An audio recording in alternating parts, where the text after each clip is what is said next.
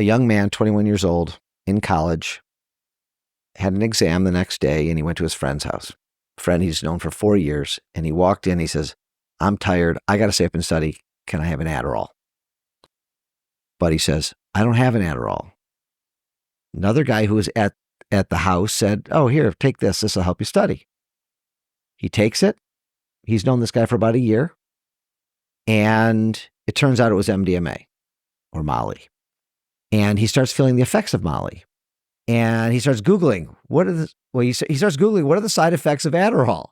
Because he thought he took Adderall and he was feeling weird and not good, obviously. And he gave him a very high dose. Apparently, he kept giving him more and more without weighing it out. The idiot who gave him the Molly starts videotaping him and putting it on Snapchat as a joke. He's laughing. He's pouring water on him. And it also turns out he's a drug dealer. So while he's putting this out on Snapchat, people are saying, "What is that guy on?" And he responds, "Molly and methylene." And people were buying drugs from him. People were videotaping the snaps and sending it to the police because it was so horrific. So we have about 3.5 minutes of video, horrific video with filters saying, basically this is, game over. The fuck? They never called the police. They never called 911. He dies on the floor in this nice home in a nice suburb of Detroit. 6 hours later, they call the police. Long dead. No apology, no accountability, no responsibility taken. Parents are beyond devastated. Only child, only son, Albanian family, really nice family. And the police, get involved. Prosecutor's office gets involved for lots of things that aren't interesting for you and this audience. They drop the case. Don't really know why. So then the family looks at us. So we signed it up. There's a criminal investigation going on. We're just the civil lawyers. Then the criminal case gets dropped and they're looking at me for justice, like real justice. And I'm like, okay, but I can get you a verdict, but the kid's still going to be out. And they're like, we just need someone to hold this guy responsible. I've never had a case like this in 32 years of being a lawyer. I said, okay, I'm going to personally help you. I'm going to personally try it. I could have easily given it to others in my office. I want to hear a little bit more about the case, and excuse my ignorance. All of you know I'm not a lawyer. But I assume this kid had to be there at trial? Yes. What was that like? Awkward. There was 3 defendants. There was 2 other kids. I keep calling them kids. They were 21-year-old adults. One was a homeowner, and 2 of the idiots were giving him the drugs and laughing in the background. They sat on the same bench as the parents behind the counsel table. It was awkward. And I told my clients, this is going to be awkward. You don't have to talk to them. You don't have to look at them.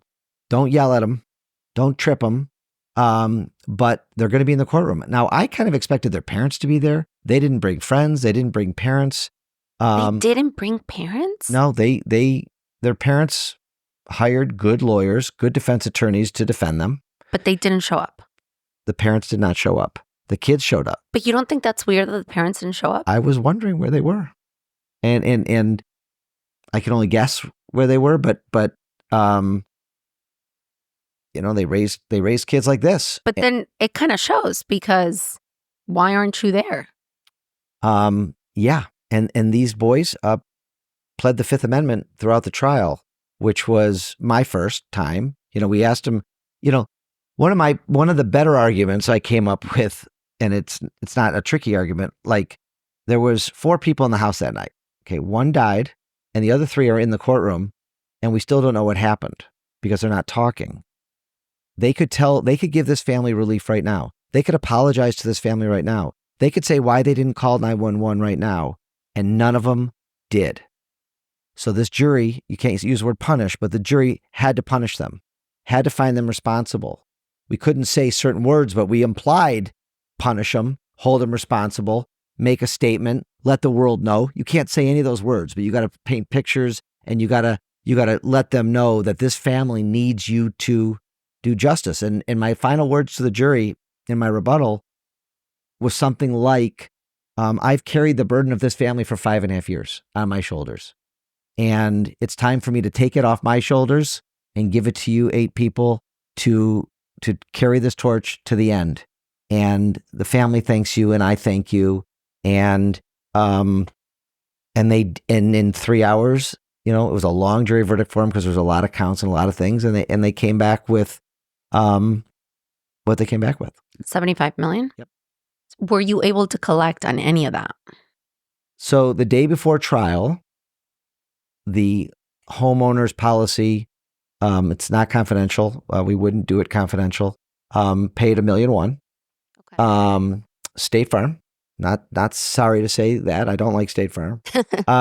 So that was unexpected. And there were some, we didn't take the case for that, but you know what? Paid some bills, got to set up a foundation. They're going to get over $700,000 to set up a foundation in Denis's name, which is beautiful. So they're super excited about that, to bring awareness. Right. And live like Denis and laugh like Denis and love like Denis. They have sayings for him. Sadly, I never got to meet him. Saw lots of pictures and videos and things.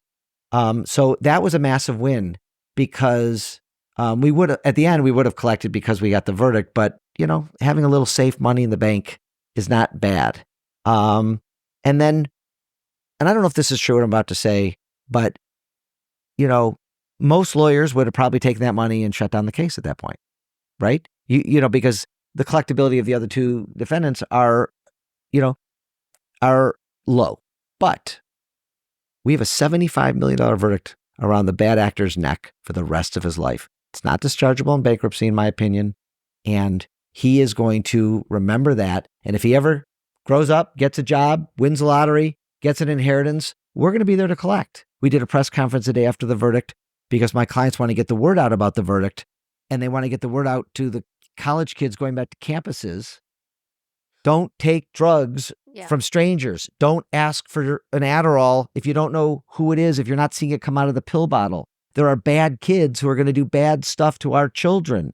When I heard this case, I went home and I cried with my kids and I told them the story and they were mortified by it. And hopefully I scared the shit out of them so they won't do this stuff. This verdict hopefully will save lives. And that sounds cliche coming out of my mouth, but maybe it will. Parents are going to hear this. People in that audience are going to hear it. Go back. I'm scared. I'm about to cry. I cried throughout this trial. I was asking questions. I remember why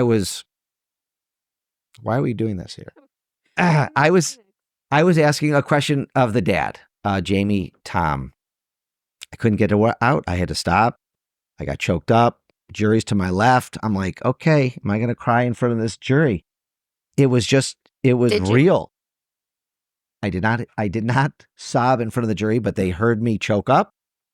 I choked up several times. And they felt my emotion. That's what all this case is about the trauma that this family went through. Nobody's taking accountability. We need a piece of paper with a big number on it for justice. Even if it's symbolic justice, even if this family isn't going to get $75 million, that piece of paper is their justice. And they heard me. They gave it. I turned around and saw my family sobbing. I said yesterday on the stage, it was like they texted me the next morning, 8:30, said, this is the first time in 5.5 years since Denis died, that we slept through the night. I got chills just saying that story to you. That's justice. That's what they wanted. It's not about anything else. Somebody finally said, those 8 jurors, unanimously, all 8 of them said, you're responsible. You killed our son, and our son mattered. And it mattered to the tune of $75 million, which is multiple times the largest verdict in Michigan history for a single death. Didn't know that part, but they resoundingly said, Denis matters. And that's what the family needed. It was that closure. And I've talked to him every day since, and it's still sticking. Like they can maybe move on a little bit.